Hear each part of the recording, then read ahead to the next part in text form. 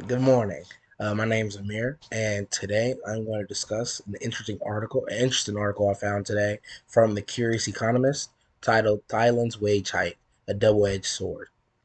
This article definitely dives into the recent policies decision by the Thai government to increase minimum wage and explores multifaceted impact on the economy.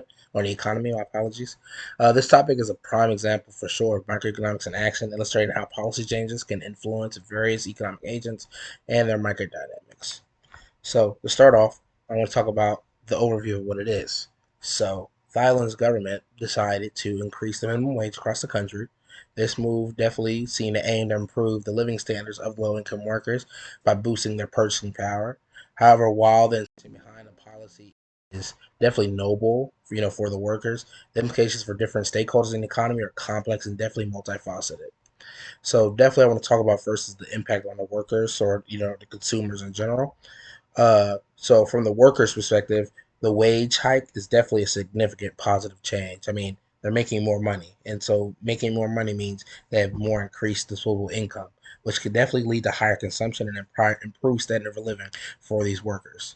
This change definitely aligns with the microeconomic principle that higher economic levels can boost demands for goods and services.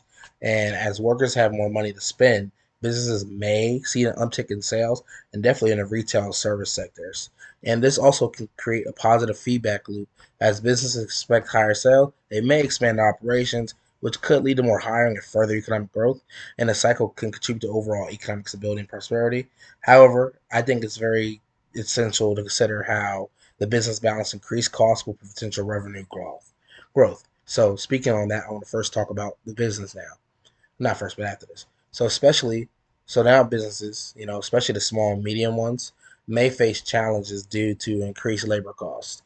Firms with like a tight profit margin may struggle to absorb the higher wages, and this can lead to several outcomes. The first one definitely would be increased prices because the business, they might raise their prices to cover the higher wage costs, which can lead to inflation pressures. And this is a classic example of a cost versus push inflation where the increased cost of production leads to a higher price of consumers, and inflation can erode purchasing power, potentially offsetting some of the benefits of higher wages.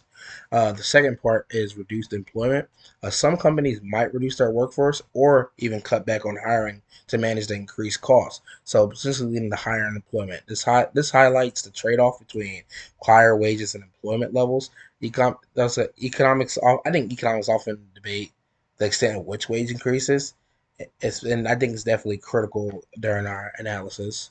And then the last portion is innovation and automation is going to be a big thing because since it's going to cost way more for labor since their price is higher, some businesses might invest in automation and other technologies to maintain productivity, and while reducing reliance on human labor. This shift could lead to changes in the labor market, which demands increase for skilled workers who can manage and operate these new technologies.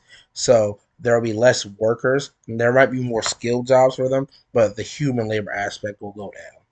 And the next I want to talk about is their supply and demand dynamics.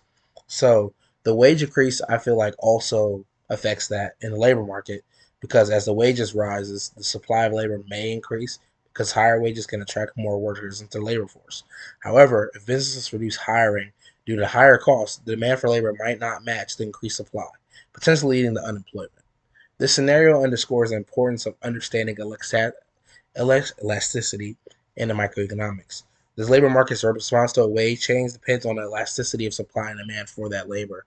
And if the supply of labor is more elastic than the demand, we might see significant increases in employment. Conversely, if demand is relatively inelastic, businesses may absorb higher costs without drastically reducing their workforce. So that's definitely the dynamic that we see there. I think in the long run, their higher wages can lead to economic growth by increasing overall consumption. Because when workers have more disposable income, they spend more, obviously, because when you have more money, you're going to spend more. And that's going to stimulate a demand, which can lead to more production and investment. But this is definitely a hypothetical because it all hinges on the business ability to adapt to these higher costs without cutting jobs or raising prices excessively. And I feel like the higher wage can also have a secondary effect on the economy.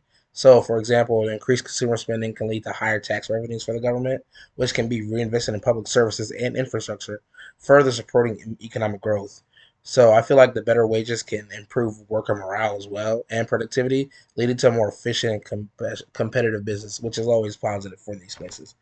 Uh, in inclusion, I just think that the minimum wage hike definitely presents a classic case of analysis.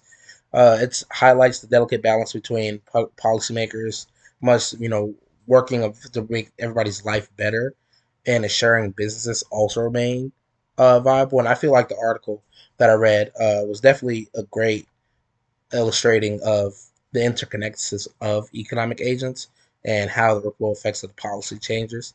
And something I found to be interesting whenever I was looking some other stuff up was like for this is comparable to the UK's introduction to the national living wage in 2016 because they increased the standard of living for their low-paid workers, and while it resulted in higher wages for many of their workers, it started to lead to their automation in their industries and changes in business strategies and to cope with higher labor costs.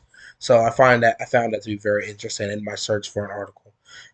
So I think that my personal opinion off out of the facts is definitely I think it will help them because at the end of the day, if there's someone if the people are getting money, they're going to spend their money, and I don't think that I think there's going to be a period where the businesses have to let people go, but eventually, since they'll be spending, some other jobs are going to open up. So while it may have a negative effect at first, I feel like in the long run it will be a positive effect. And that was my analysis of this article. Thank you.